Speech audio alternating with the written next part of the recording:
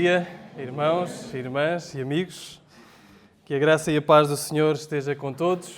Para mim é um enorme privilégio estar aqui entre os irmãos, entre amigos do coração, entre pessoas que também admiro e que me têm ajudado muito na minha carreira cristã. Portanto, é um enorme privilégio estar aqui. Acreditem, é de coração muito grato que estou no meio dos irmãos. E vamos já ao texto, que é para isso que aqui estamos. Eu convido-vos a abrir em Marcos capítulo 15. Os irmãos têm estado nesta jornada fantástica, uma jornada maravilhosa dentro deste Evangelho. A mensagem do último domingo foi uma mensagem poderosa, usada por Deus. Eu tive a oportunidade de ouvir e dei graças a Deus pela forma como Ele falou ao meu coração. Portanto, imagino que tenha falado também ao coração dos irmãos. Marcos capítulo 15. E no último domingo, os irmãos pararam no versículo 15. Portanto, o nosso texto estará a partir do versículo 16 e terminaremos no versículo 39. Marcos 15, do versículo 16 ao versículo 39. Eu, esta manhã, se o Senhor permitir, gostava de falar sobre uma coisa, uma expressão bastante comum nos dias que passam. E hoje, por ser dia de eleições europeias, mais ainda. Não sei se têm acompanhado os debates políticos, as arruadas pela rua, os temas que são ditos. E há três preocupações principais dos eleitores europeus, no qual nós nos incluímos. Uma delas é a migração, não é? A migração que tem enchido os nossos países, naturalmente. E atrelada a essa é a segurança. E atrelada a essa, a terceira grande preocupação, o terceiro grande tema que tem vindo à tona e está no discurso de todos os políticos é emergência climática. Emergência climática está em quase todos os discursos, particularmente, e eu não estou a fazer política por lado nenhum, até porque hoje não se pode fazer, mas particularmente mais nos partidos à esquerda, onde a palavra, a expressão emergência climática tem surgido vez após vez. E quando os políticos e ativistas se referem a este termo, eles querem falar sobre as alterações, pretendem falar sobre alterações climáticas, pretendem falar sobre todos os impactos, pretendem reconhecer a necessidade de medidas para mitigar os efeitos das alterações climáticas na nossa sociedade, no nosso mundo. Mas o dia de hoje nós queremos falar sobre emergência climática não deste ponto de vista. Não vamos falar sobre clima, mas vamos falar sobre clímax, o apogeu. Nós estamos a chegar neste Evangelho, no Evangelho de Marcos, ao topo do monte. Desde o início, desde o versículo 1 do capítulo 1, Marcos nos quer provar uma coisa que hoje ele vai deixar bem claro. Jesus é Filho de Deus. E não só isso, porque a partir do capítulo 8, quando Pedro fala sobre ele é o Cristo e apresenta a identidade de Jesus como o Cristo, a partir daí Jesus começa a ensiná-los sobre alguma coisa que Jesus teria de fazer. Ele diz, por exemplo, em Marcos 8:31, Jesus começou a ensinar-lhes que era necessário que o Filho do Homem sofresse muitas coisas, fosse rejeitado pelos líderes religiosos, principais sacerdotes e escribas, fosse morto e depois de 3 dias ressuscitasse. E faz isto mais 2 vezes, no capítulo 9 e no capítulo 10. Então Marcos está a caminhar para este momento há muito tempo. Estamos a chegar ao ponto climático do Evangelho. E tal como Marcos faz, e tão bem faz, ele está sempre em emergência. Não é? Há uma emergência para chegar a este ponto. Não é por acaso que Marcos é o Evangelho mais compacto, porque Jesus está sempre em ação. Jesus foi para ali, imediatamente Jesus se deslocou até ali. Portanto, Marcos está a caminhar. As estradas estão a entrar neste ponto climático que é o capítulo 15. Será mesmo assim? Jesus irá mesmo padecer? Jesus irá mesmo morrer? Quem é este Jesus? Jesus é mesmo o Filho de Deus ou não? Estamos a chegar ao ponto climático. Jesus tinha dito no capítulo 10, versículo 45, o Filho do Homem não veio para ser servido, mas para servir e dar a sua vida em resgate de muitos. Esta é a missão de Jesus, que chegamos agora. Então vamos ler Marcos 15, versículos 16 ao versículo 39. Eu vou ler na Almeida século XXI, não será muito diferente da tradução dos irmãos. Alguns até poderão tê-la, mas poderá ter uma expressão ou outra diferente. Diz assim, Marcos 15:16. Os soldados levaram-no, então, para dentro do palácio, que é o pretório, e convocaram todo o destacamento de soldados. Vestiram-no com um manto de púrpura e puseram-lhe na cabeça uma coroa de espinhos que haviam feito. E começaram a saudá-lo. Viva o Rei dos Judeus! Batiam-lhe na cabeça com um bordão, cuspiam e de joelhos o adoravam. Depois de zombarem dele desse modo, despiram-lhe o manto de púrpura, vestiram-lhe as roupas, então o levaram para fora a fim de crucificá-lo. E obrigaram um homem que passava por ali, vindo do campo, a carregar-lhe a cruz. Era Simão de Cirene, o pai de Alexandre e de Rufo. Levaram Jesus ao lugar chamado Gólgota, que quer dizer lugar da caveira. Ofereceram-lhe vinho misturado com mirra, mas ele não tomou. Então o crucificaram. Repartiram entre si as roupas, tiraram sortes sobre elas para ver o que cada um levaria. Era a 3ª hora quando o crucificaram. Acima dele estava a sua acusação, por escrito, o Rei dos Judeus. Também crucificaram com ele 2 ladrões, um à sua direita e outro à esquerda. E cumpriu-se a escritura que diz, e foi contado com os transgressores. E os que passavam o insultavam, balançavam a cabeça e diziam, tu que destróis o santuário e em 3 dias o reedificas, salva-te a ti mesmo, descendo da cruz. De igual modo, os principais sacerdotes com os escribas, zombando dele, diziam entre si, salva os outros, mas não consegue salvar-se a si mesmo. Deixa agora da cruz o Cristo, o Rei de Israel, para que vejamos e creiamos. E os que com ele foram crucificados também o insultavam. Chegada a hora 6ª, houve trevas sobre toda a terra, até à hora 9ª. E à hora 9ª, Jesus clamou em alta voz, Eloi, Eloi, lama sabachthani, que traduzido é, Deus meu, por que me desamparaste? Ao ouvirem isso, alguns dos que ali estavam disseram, ele está a chamar por Elias. Então um deles correu, ensopou uma esponja em vinagre e pondo-a na haste, deu-lhe de beber, dizendo, deixai, vejamos se Elias virá tirá-lo. Mas Jesus, dando um alto brado, expirou. Então o véu do santuário se rasgou em 2, de alto a baixo. E vendo-o expirar assim, o centurião que estava diante dele disse, é verdade, este homem era o Filho de Deus. Vamos orar.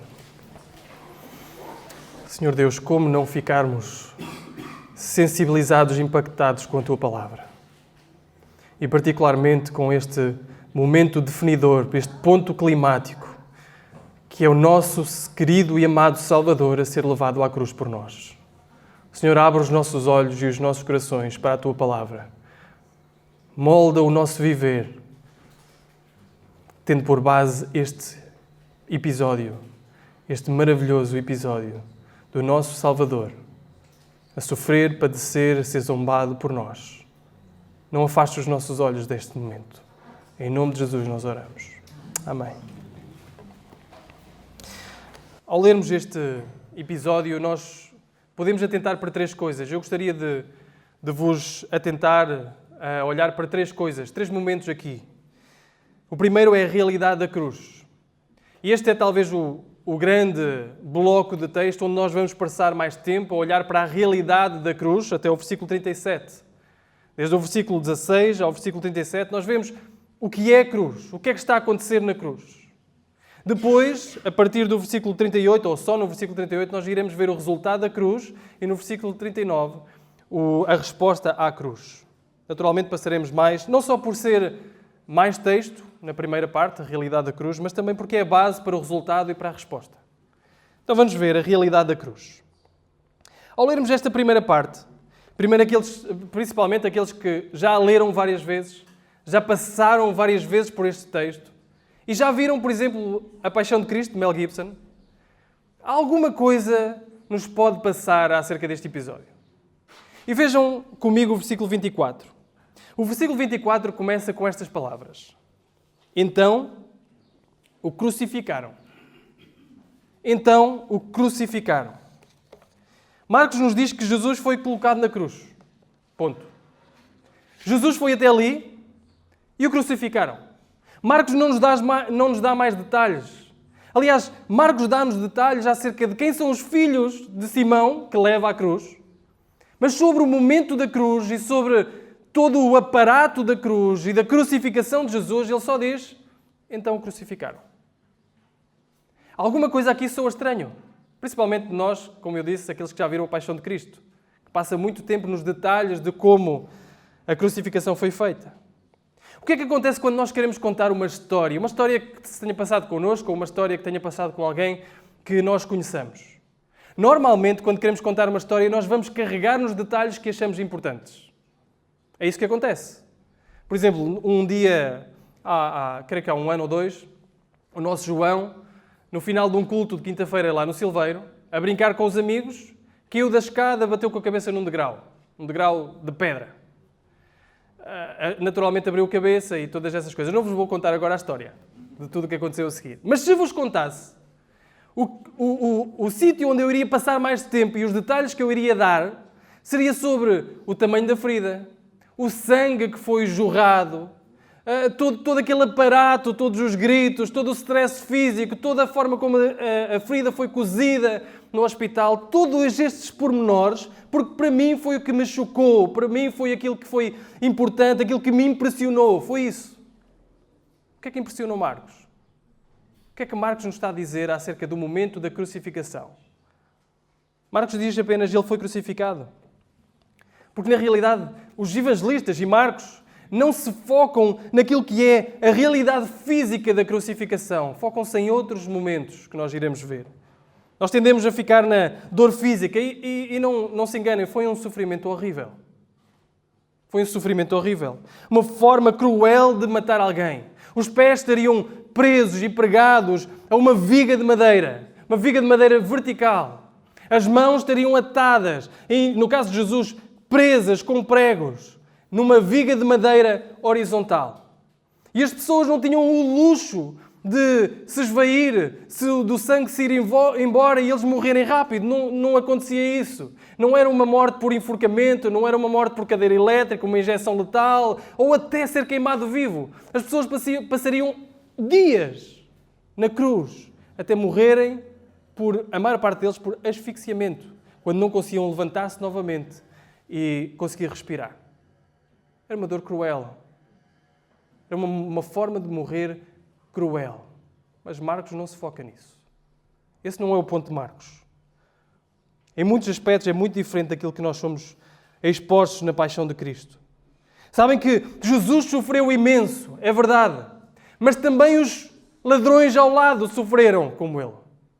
Jesus sofreu imenso, é verdade, dor física, mas também milhares de outras pessoas que foram crucificadas da mesma forma que Jesus foi crucificado. O que é que fez da morte de Jesus singular? Marcos nos diz. Marcos nos dirige a atenção não para a dor da cruz, mas para a vergonha da cruz. Para a zombaria da cruz. Neste texto nós vemos que Jesus não é somente morto, ele é amplamente rejeitado, desprezado, ridicularizado, zombado por todos, ou quase todos.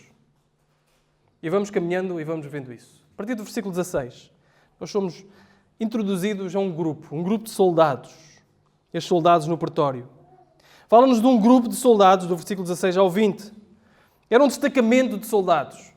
Era cerca de 1/10 de uma legião romana. Seriam mais ou menos, aproximadamente, 600 homens. Não sabemos se estavam todos aqui ou não. Mas cerca de 600 homens foram até ao pretório com uma razão só. Zombar de Jesus. Foram 600 homens que invadiram o pretório onde estava Jesus com uma razão só. Zombar de Jesus. Colocaram-lhe, como diz o texto, um manto de púrpura, uma coroa de espinhos na cabeça e começaram a saudá-lo. Quase conseguimos ouvir o riso de sarcasmo e zombaria para com Jesus a dizer: salve o rei dos judeus. Um coro de 600 homens a dizer: salve o rei dos judeus. Um manto de púrpura, uma coroa de espinhos. E Mateus nos diz um cetro na mão, que talvez seja o pau que depois eles usam para lhe bater na cabeça. Nos versículos a seguir. Batiam-lhe na cabeça, cuspiam a Jesus e de joelhos, mais uma vez sarcasticamente, o adoravam. Viva o Rei dos Judeus! Nós nos curvamos perante sua majestade. Sabem, viram no texto passado, no versículo 15, que Pilatos não mandou só crucificar Jesus. Pilatos mandou açoitar Jesus, espancar Jesus. Então ali está um homem, meio morto, com um manto de púrpura nele, com uma coroa de espinhos, a cuspirem e a zombarem dele, a dizerem: Tu és o Rei dos Judeus. Eles pensavam que seria hilariante saudar este homem meio morto, quase nu, em condições deploráveis. Introduzimos já o versículo 21. Um homem que passava por ali, diz o texto. Mas este homem parece um homem bom, não é? Simão, Cireneu. Aliás, neste caso, Marcos até diz, olha, ele é o pai de Alexandre e Rufo. Possivelmente eles conheceriam Alexandre e Rufo, talvez não Simão. Por isso é que eles estavam a dizer, olha, é o pai de... Há um outro Rufo na Escritura, que está em Romanos, capítulo 16. Por isso é que se diz que Marcos possivelmente foi escrito para a igreja em Roma. Mas ele diz, olha, há este homem, Simão, que pegou a cruz. E parece um ato de bondade, e é um ato de bondade, atenção. Mas Marcos relata este episódio não para dizer que foi um ato de bondade para com Jesus, mas para carregar naquilo que foi a humilhação de Jesus neste momento da cruz. Porque qualquer homem que iria carregar a sua cruz ou que iria ser crucificado deveria carregar a viga de madeira até ao sítio onde iria ser crucificado. Era parte do castigo. Mas Jesus estava tão deploravelmente fora de condições para isso, que precisou que um homem que passava por ali fosse obrigado a carregar a cruz de Jesus. É possível que Marcos aqui também já esteja a fazer uma alusão àquilo que ele já falou sobre tomar a sua cruz e seguir Jesus. Sim, o custo do discipulado. Mas neste momento, o foco principal de Marcos é nos apontar, ele nem a sua cruz conseguia carregar. Nem aquela viga de madeira ele conseguia carregar. Então Simão, Cireneu, teve de o fazer. Em versículo 22, somos introduzidos a um outro grupo. Levaram Jesus ao lugar chamado Gólgota, que quer dizer lugar da caveira. E ofereceram-lhe vinho misturado com mirra, mas ele não tomou. Não sabemos quem ofereceu, ofereceram-lhe. Não sabemos quem ofereceu, mas possivelmente foram os soldados que logo a seguir o crucificaram, porque diz então, o crucificaram. Então, não sabemos quem foi, mas se foram os soldados, não foi por simpatia, naturalmente. Não foi por simpatia para com ele. Mas a Escritura estava a ser cumprida. Diz lá o Salmo 69, bem tens conhecido a minha afronta, a minha vergonha, a minha confusão. Diante de ti estão todos os meus adversários.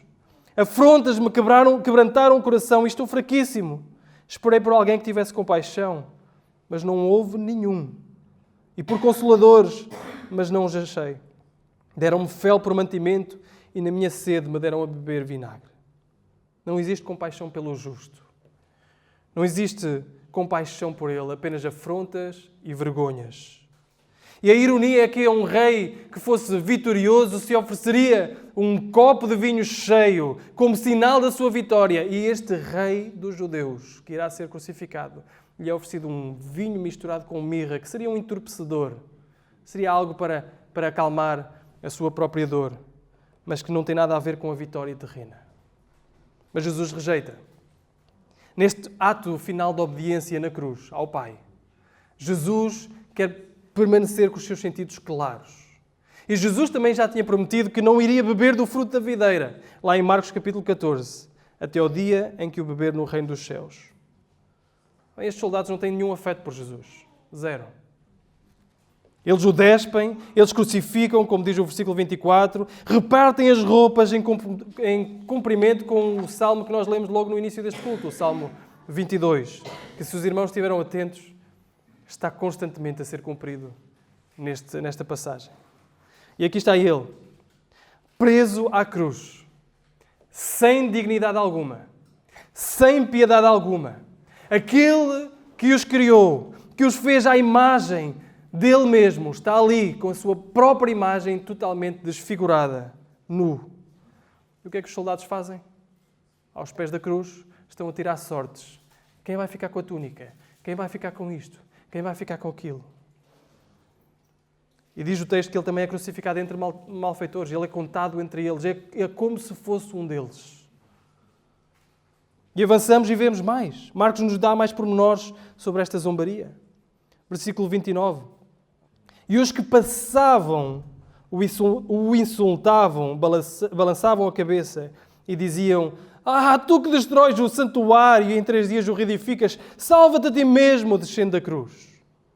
Aqueles que passavam, aqueles que não faziam parte do cenário, aqueles que não tinham nada a ver com aquilo, que estavam ali provavelmente para a Páscoa, passavam e zombavam, insultavam, praguejavam, e não podemos colocar aqui pouca tónica. Asneiras diziam em relação àquele que estava crucificado. Palavras torpes, insultos. Estes que não têm nome, estes que não têm categoria, apenas pessoas ali a passarem e a olharem pelo Gólgota para aquela cruz e a dizerem: ali está, o Rei dos Judeus. Vejam só. Zombavam dele, praguejavam e rejeitavam. E a seguir aparecem os sacerdotes. Claro, os sacerdotes. Versículo 31. De igual modo, os principais sacerdotes com os escribas, zombando dele, diziam entre si: salvou os outros, mas não consegue salvar-se a si mesmo. Os sacerdotes que têm andado sempre atrás dele como adversários, os escribas que têm andado sempre atrás dele como adversários, estão contentes por ver aquele espetáculo. Eles estão deleitados com aquele espetáculo. Este é o cumprimento do seu plano. Então eles zombavam de Jesus. Eles diziam: salvou os outros, mas não consegue salvar a si mesmo. Quase conseguimos ouvir as conversas entre eles. Eles a dizerem: olha a fila de pessoas que fazia, que era feita para ele os curar. E agora, olha, nem assim se pode curar. Nem assim se pode curar. Ia salvar Israel, não era rei dos judeus. Ia salvar Israel. Nem a ti te consegues salvar. Tu curaste os doentes. Nem a ti te consegues curar. A ironia é que eles estão a falar plenamente a verdade.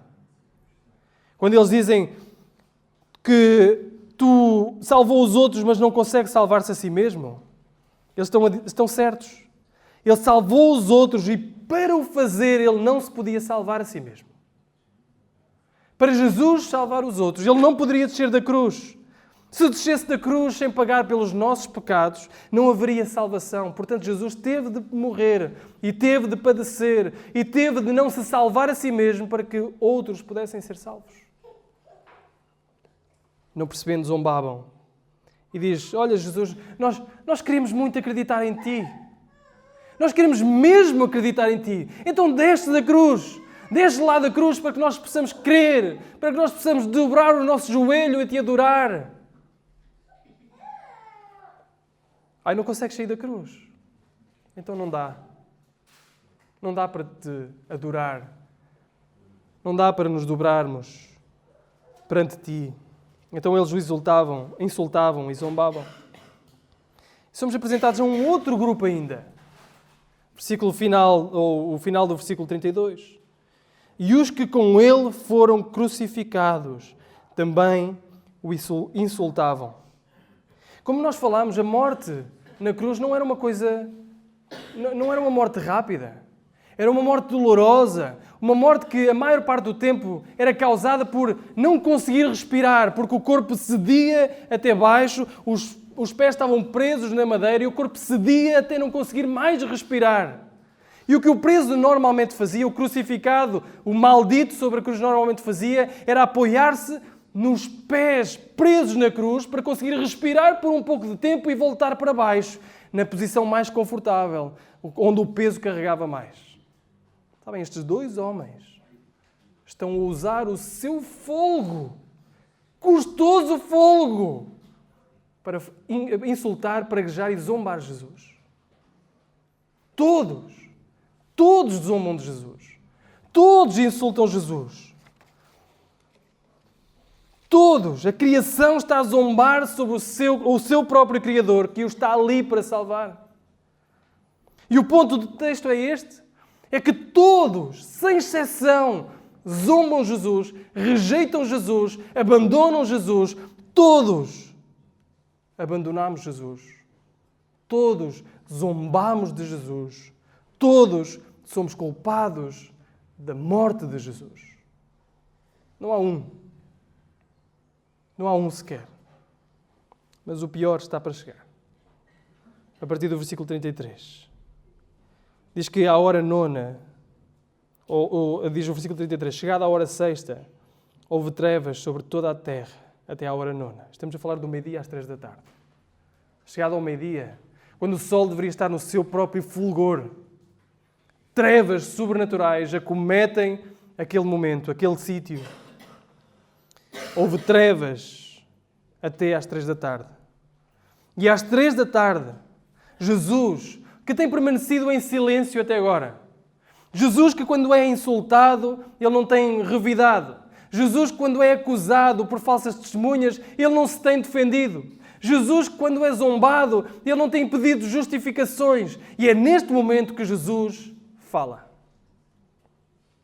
Jesus, às 3 da tarde, grita: Deus meu, por que me desamparaste? Eles pensavam que era Elias, dado aquilo que Jesus estava a dizer ou a forma como ele estava a dizer. Mas Jesus não estava a chamar por Elias. O que é que significa esta frase? De Jesus ser desamparado naquele momento na cruz. Isto não é um grito de vitória. Este não é um sentimento apenas de solidão. Este não é um desapontamento da parte de Jesus a dizer: Deus, eu esperava que tu me salvasses. Pai, eu esperava que tu me salvasses e tu não vieste no momento certo para me salvar. Este é um grito de desamparo total. É um grito de desamparo real. A cruz é muito mais do que Jesus se identificar com a nossa fraqueza. A cruz é muito mais do que Jesus nos dar o exemplo de como superarmos uma vida de dificuldades e de problemas. Na cruz, Jesus enfrenta a ira do Pai pelos nossos pecados. O desamparo do Pai pelos nossos pecados. O Pai que tem olhos tão puros que não pode contemplar o pecado. Naquele momento, acomete a ira, descarrega a ira sobre o Filho. O Filho é desamparado por todos, inclusive o Pai. Os céus se tornam negros. E aquele que está sentado no trono está irado. Está a virar o rosto, está a desamparar. Ele está irado com quem? Está irado com os romanos? Está irado com os judeus? Está irado com os sacerdotes? Naquele momento, o Pai está irado com o Filho. O Pai está irado com o Filho naquele momento. Lembram-se do jardim? Quando Jesus diz: Pai, se for possível, passa de mim este cálice. Contudo, não seja feita a minha vontade, mas a tua. Aquele cálice era o cálice da ira de Deus. A ira que iria ser derramada pelos nossos pecados, sobre os nossos pecados. E sabem, naquele momento, Jesus, nas palavras de Paulo, como ele diz em Gálatas, Jesus se fez maldição por nós. Jesus se fez maldição por nós. Estes versículos nos dão uma imagem da profunda rejeição. O abandono de Jesus é total. Total.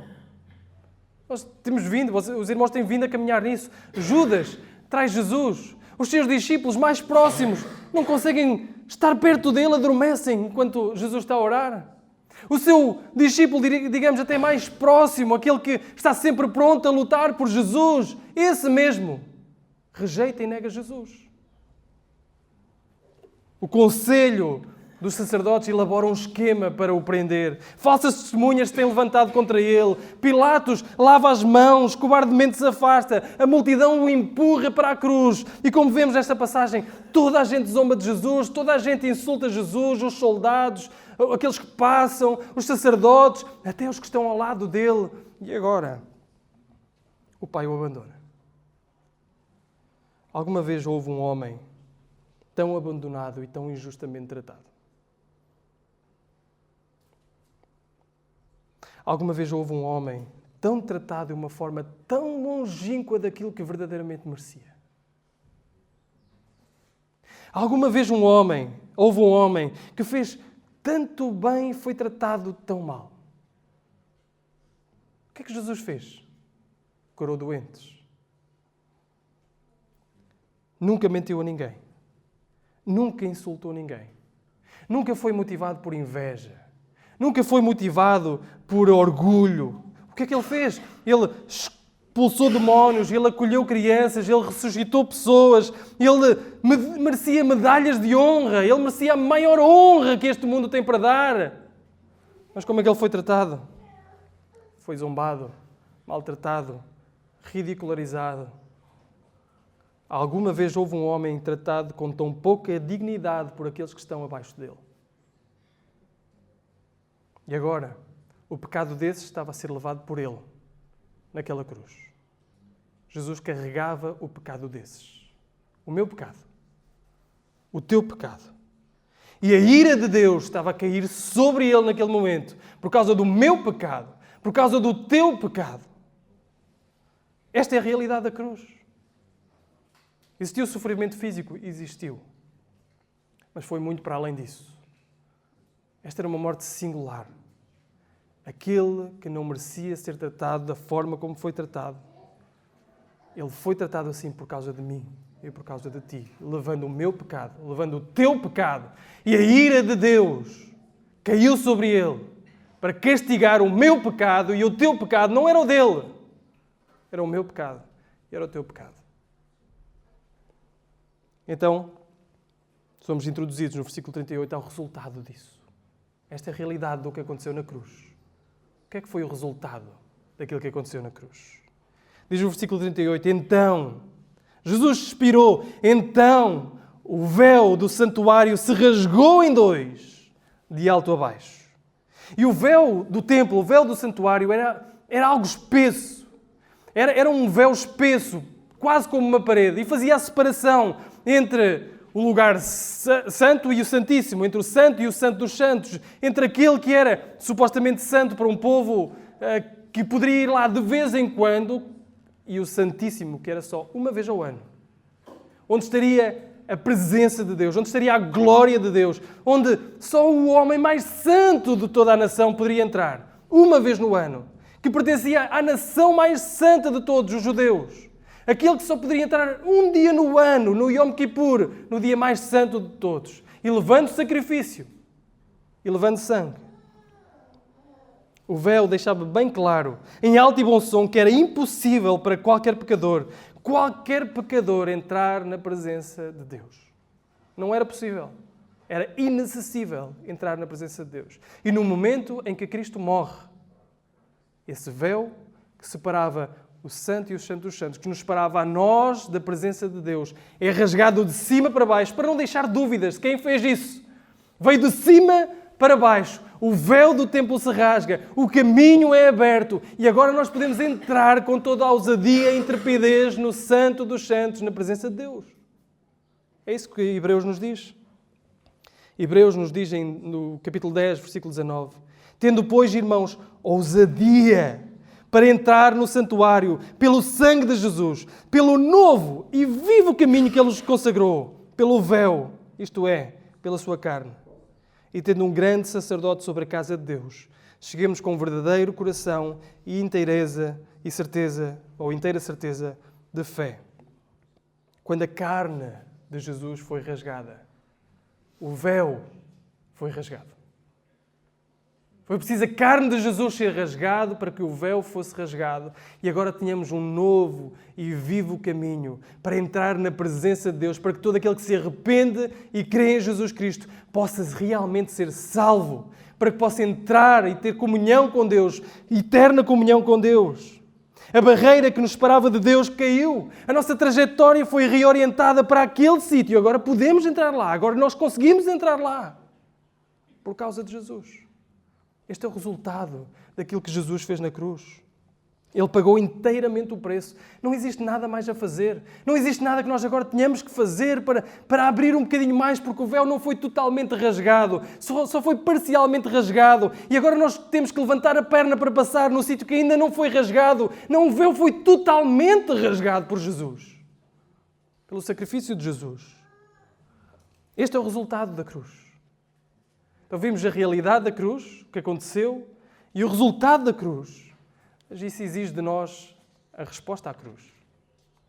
É isso que acontece no versículo 39. O versículo 39 nos diz: e vendo a expirar. Assim, o centurião que estava diante dele disse: é verdade. É verdade. Este homem era o Filho de Deus. Este homem era o Filho de Deus. Todo o livro tem caminhado para este ponto climático. Todo o livro. Como dissemos, Marcos 1:1. Este é o Evangelho de Cristo, o Filho de Deus. E agora vou-vos provar que Ele é o Filho de Deus. Sabem, ainda no capítulo 1, os céus se rasgam e uma declaração é feita. Este é o meu Filho amado, em quem eu tenho prazer. Ele é o Filho de Deus. O Pai sabe disso. E logo a seguir, aqueles que imediatamente dizem: que temos nós contigo, Filho de Deus? É quem? São quem? São os demónios. Eles sabem que Jesus é o Filho de Deus. Mas até este momento, nenhuma pessoa, nenhum ser humano tinha dito: este é o Filho de Deus. Tinha reconhecido que Ele é o Filho de Deus. Pedro reconheceu que Ele era o Messias, o Cristo, o enviado. Mas ainda não que Ele era o Filho de Deus. E é neste momento, este ponto climático, que nós vemos, finalmente alguém fala, verbaliza: este é o Filho de Deus. Este é verdadeiramente o Filho de Deus. E quem é este alguém? Sabem, nesta cena toda de crucificação, é a pessoa mais improvável. É a pessoa mais improvável. Este é o centurião, ele não é um aristocrata, ele não foi criado nas belas casas de Roma, ele não foi criado com uma educação fantástica, longe dos campos de batalha. Não, ele fez carreira nos campos de batalha. Provavelmente ele já viu muitas pessoas a serem mortas. Nos versículos a seguir nós vamos ver que ele era o encarregado de toda aquela cena da crucificação. Ele era o encarregado. Portanto, ele teria experiência. Ele já tinha visto milhares de mortes, com certeza. Centenas de mortes, de certeza.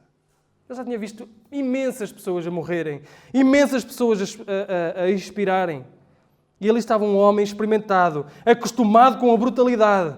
Contudo, alguma coisa penetrou o seu coração, ao ponto de ele dizer: este homem é verdadeiramente o Filho de Deus. Mas o que é que penetrou? Diz o versículo 39. E vendo expirar assim. Até mesmo para um homem como ele, a morte de Jesus foi diferente de todas as outras. A morte de Jesus foi singular. Não havia paralelo. Não havia morte comparável com esta. E quando ele expirou pela última vez, ele disse: não, é impossível. Este homem é o Filho de Deus. Como nós dissemos, aqueles que estavam presos à cruz, a maior parte das vezes morriam em silêncio. Era aquele silêncio do último a expirar. Não consigo subir lá novamente para poder respirar. Jesus, Ele próprio diz: e ninguém me tira a vida a mim. Eu voluntariamente a dou. E Ele dá um último brado. Um brado agora de vitória. Está consumado, outros evangelhos dirão. E expira pela última vez. Todos os outros morrem em derrota, mas Jesus grita, dá este brado de vitória, e isto mexe com ele. Então Deus abre os seus olhos para ele ver o que a cruz realmente é. E este é o ponto desta passagem. Quando tu vês o que a cruz realmente é, e o que a cruz realmente alcança, faz, tu deves reconhecer e te renderás a quem Jesus realmente é. O Filho de Deus, que veio a este mundo morrer pelo meu pecado e pelo teu pecado. Esta não é derrota, isto é vitória. Este não é um criminoso condenado. Este é o Filho de Deus.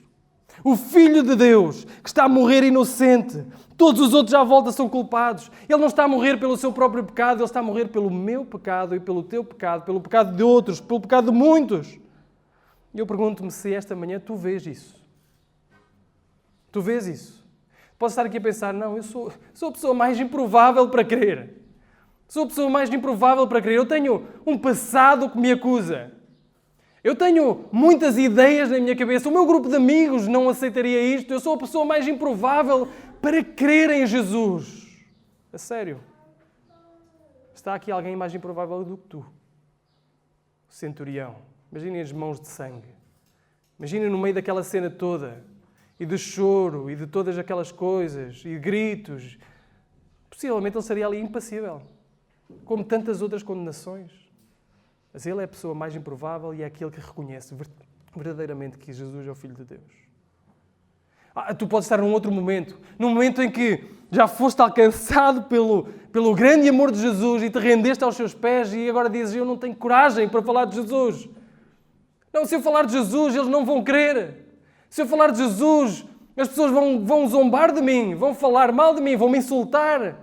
E não vale a pena porque eles não creem nisso. É muito improvável que eles venham a crer. A sério. Está aqui um homem improvável a crer quando ouve falar de Jesus, quando vê o que a cruz realmente é e percebe o resultado da cruz.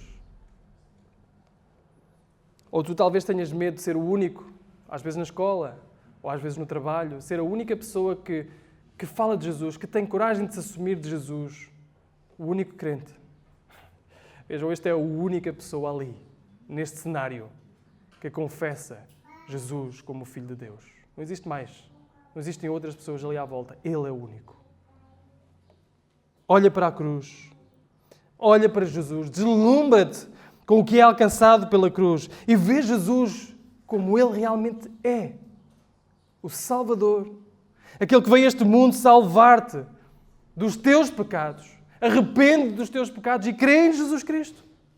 Sabe, a maior barreira às vezes que nós temos para nos deslumbrarmos e vivermos uma vida de adoração e obediência a Jesus, a maior barreira às vezes tem a ver com a forma como nós tratamos este momento. Com a forma como nós tratamos a cruz. Às vezes tratamos a cruz, e falo para aqueles que já são crentes, tratamos a cruz como um quadro. Um quadro que metemos lá em casa e fica lá em casa no meio de tantas outras coisas. Um quadro bonito, um quadro valioso, mas com o passar do tempo começa a ser mais uma peça de mobília que se confunde no meio da nossa decoração de casa. Eu temo que a cruz se tenha tornado isto, tão comum no pensamento cristão, que nós não nos conseguimos mais maravilhar com aquilo que é a cruz. Uma imagem que descreve muito bem isso está num livro de C.S. Lewis, A Viagem do Caminheiro da Alvorada, logo no início. Quando eles estão na casa de Eustace, uma personagem, e que tem um quadro na parede, um quadro que os primos que estão em casa se estão a maravilhar com aquilo. É um quadro bonito, os pormenores daquele quadro. Mas para Eustace aquilo era qualquer coisa. Para Eustace aquilo já era habitual. Aliás, Eustace até estava a desprezar o quadro. Mas os primos, Edmund e Lucy, estavam lá presos a olhar para ele. E dizer, que maravilhoso quadro. E à medida que estão a olhar para o quadro começa a ganhar vida. E eles começam a entrar dentro da história. Sabem, à medida que nós olhamos para a cruz e nos maravilhamos com a cruz, começamos a entrar dentro da história. Nós nunca nos afastamos da cruz. Nós aprofundamos na cruz. A cruz não é um momento na minha vida em que eu me rendo e creio em Jesus e agora vou passar para outras coisas mais importantes na vida cristã. Eu nunca passo da cruz, eu aprofundo-me naquilo que é a cruz de Jesus. E aquilo que Jesus fez na cruz, o resultado da cruz e aquilo que eu posso viver agora por causa do que Jesus fez. A minha oração é que este capítulo dê vida ao drama da cruz nas vossas vidas. A cruz, na verdade, é o lugar mais seguro no universo, porque é lá que Jesus leva o pecado do seu povo, paga pelo pecado do seu povo, para que o seu povo não tenha que sofrer o juízo merecido. Para aquele que se rende a Jesus não tenha que sofrer o juízo merecido. Sabem, há uma emergência neste ponto climático. Falámos de emergência climática logo no início. Há uma emergência. E a emergência é crer no Senhor Jesus Cristo agora. Não amanhã. Não depois da amanhã. Por várias razões. A primeira delas é porque podes não ter amanhã ou depois da amanhã. Esta é a primeira. Mas a segunda, e às vezes só tratamos a primeira, não passamos para a segunda razão. A segunda razão, porque há uma emergência em aceitar este ponto climático, a cruz, o que ela fez, o resultado e o que Jesus é para nós, é porque tu estás a perder. Tu estás a perder. Cada dia que passa é um dia a menos em que tu te podes deslumbrar na cruz, participar no que Jesus alcança por ti e viver em novidade de vida fantástica. Há uma emergência neste ponto climático. Começámos a falar de emergência climática e como estávamos a falar de clímax e não de clima. Mas permitam-me abusar um bocadinho mais e falar agora de clima para terminar. Uma das tão faladas consequências das alterações climáticas e que nós sofremos tanto e que nós temos passado tanto em sobressalto durante o verão são fogos. São fogos, não é? Por causa dos acampamentos andamos sempre a pensar o que é que acontecerá, o que é que não acontecerá e muitas medidas têm sido feitas por causa dos fogos na altura do verão. Se um fogo se desenvolver, qual o lugar mais seguro para estar? Se de repente um fogo se desenvolver em proporções desmedidas e incontrolável, qual o lugar mais seguro para estar? O lugar mais seguro para estar em tempos de fogos é o lugar queimado. Sim, o rio pode ser mais ou menos seguro, pode haver pontos mais seguros que outros, mas o lugar mais seguro para estar em tempo de fogos é o lugar queimado, porque lá tudo foi queimado. Não existe uma pequena planta que alimenta o fogo. Aquele que está em Jesus tem os pés sobre terreno queimado.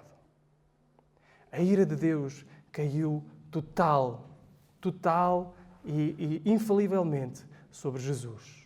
Jesus sofreu a ira pelo meu pecado, pelo teu pecado, do pecado de todo aquele que se arrepende e crê, para que agora eu, sob as cinzas daquilo que Jesus alcançou sobre mim, ou por mim, sob essas cinzas, com os pés bem assentes nessas cinzas, eu possa dizer: a minha vida está livre do castigo que era merecido, mas que caiu sobre ele. Estar em Jesus é o único lugar seguro. Se tu estás salvo hoje, estás sob este terreno queimado. Jesus pagou tudo. Jesus sofreu toda a ira de Deus. O copo, o cálice, caiu todo sobre ele. Não sobra uma gota. Venha Jesus em arrependimento e fé. E junta-te ao coro, que já se tornou um coro. Começou com uma só voz. Um homem lá ao pé da cruz que disse: verdadeiramente, este era o Filho de Deus. A ele já se juntaram mais vozes, e mais vozes, e mais vozes. Este coro é tão fantástico que um dia estará a dizer: graças a Deus pelo Cordeiro de Deus, que é digno de desatar os selos, o único que foi esmagado pelo meu pecado. Venha Jesus e confessa hoje, junta-te a este coro que diz: Jesus é verdadeiramente o Filho de Deus. Que o Senhor nos abençoe.